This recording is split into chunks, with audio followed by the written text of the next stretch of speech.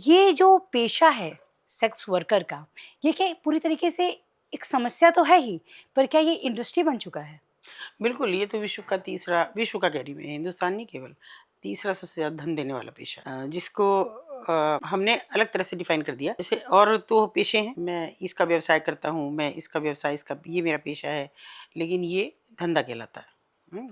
ये तो दूसरी भाषाओं में धंधा और भी चीज़ों को कहा जाता है, लेकिन हमारे यहाँ अगर हम देखें वेस्टर्न यूपी या एनसीआर में तो धंधा बड़ा बुरा शब्द माना जाता है।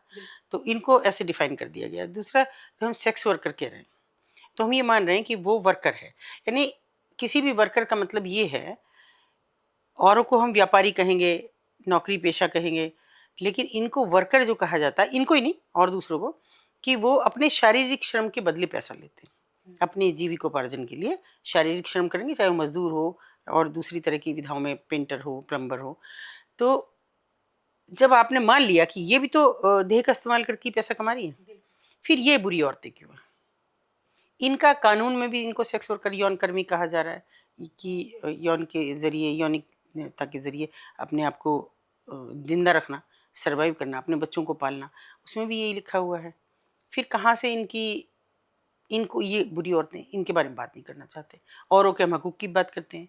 हम मज़दूर कार्ड बनाते हैं, ई-श्रम कार्ड बनाते हैं, हम भी बनाते हैं, संस्था की तरफ से हम भी बनवाते हैं। इनके लिए भी कोशिश करते हैं, मगर उसमें हमेशा निल, कुछ नहीं, इनका नहीं बनेगा, क्योंकि पेशा तो लिखना पड़ेगा और हम लिखेंगे सेक्स वर्कर।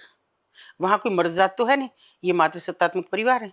इनमें नानी है, माँ है, फिर बेटी है, तो इस तरह का चला। या फिर अब ट्रैफिक्ड गर्ल्स हैं, जिनके माँ-बाप का पता ही नहीं, ये पता भी है तो वो बता नहीं पाएँगी, करेंगी नहीं, बात नहीं करेंगी उस विषय में, एक्सेप्टेंस नहीं, तो इनका तो कोई हकूक़ की बात कहीं होती नहीं है, सीधी-सी है। इस हक के लिए मैम आपने अपना एनजीओ चलाया है संकल्प।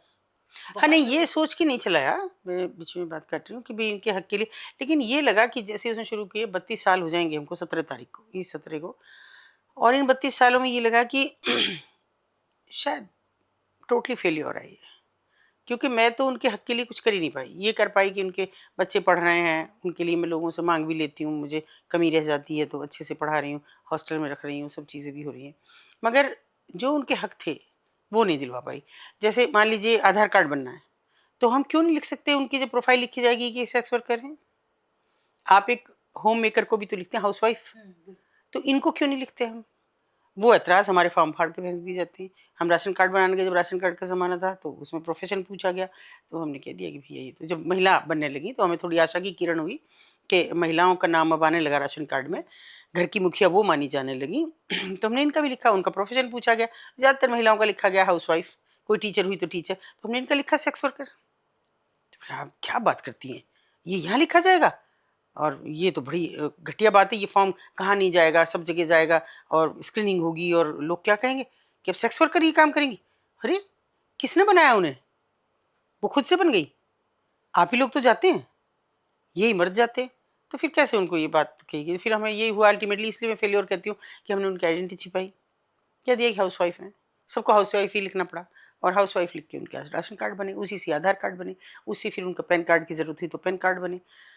उनके जन्म प्रमाण पत्र हम बनवाते हैं तब भी यही लिखते हैं, एक फर्जी नाम पिता का लिखा, बाकी माँ का असली लिखा। तो बस